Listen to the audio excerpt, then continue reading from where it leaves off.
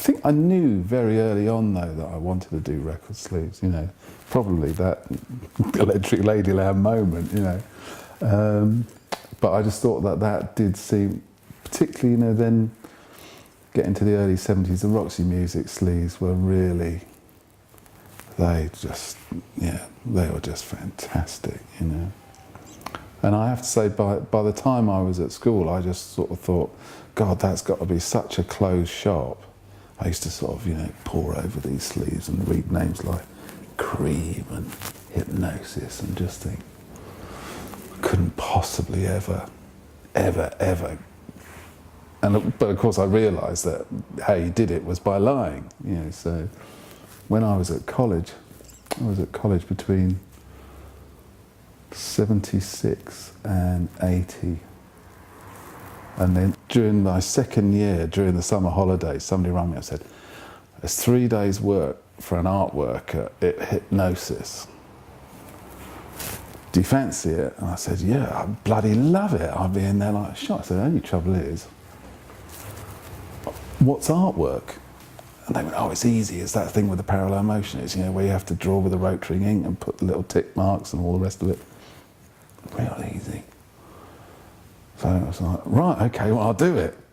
So I pitched up in Denmark Street at their office, and I think Peter and Storm were there, and they sort of took me through to the back room, and they went, yeah, here's the parallel motion. And it was held together with 2 pieces of string. It was like the money they were charging their bands, and yet, you know, the drawing board was like something out of, you would not.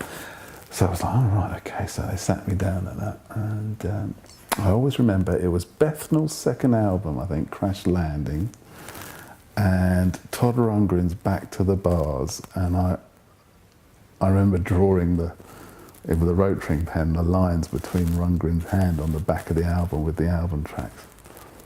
There's still blobs at the end of each line. You know? I look at that sleeve.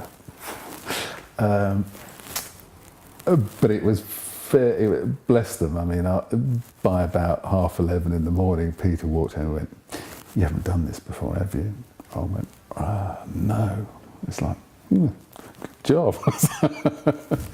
And they made sure that for the next 2 days I wasn't overly taxed, but it was really nice, and bless them, they even gave me a copy of their book at the time saying, thank you for helping us out of our hour of need. You just think, God, their hour of need. But it was great to actually sort of get a taste of it, and I remember I remember having sort of half an hour to myself in the front room, because they used to kind of sit in an office out the back, and in this room out the front, I remember seeing these sort of shelves.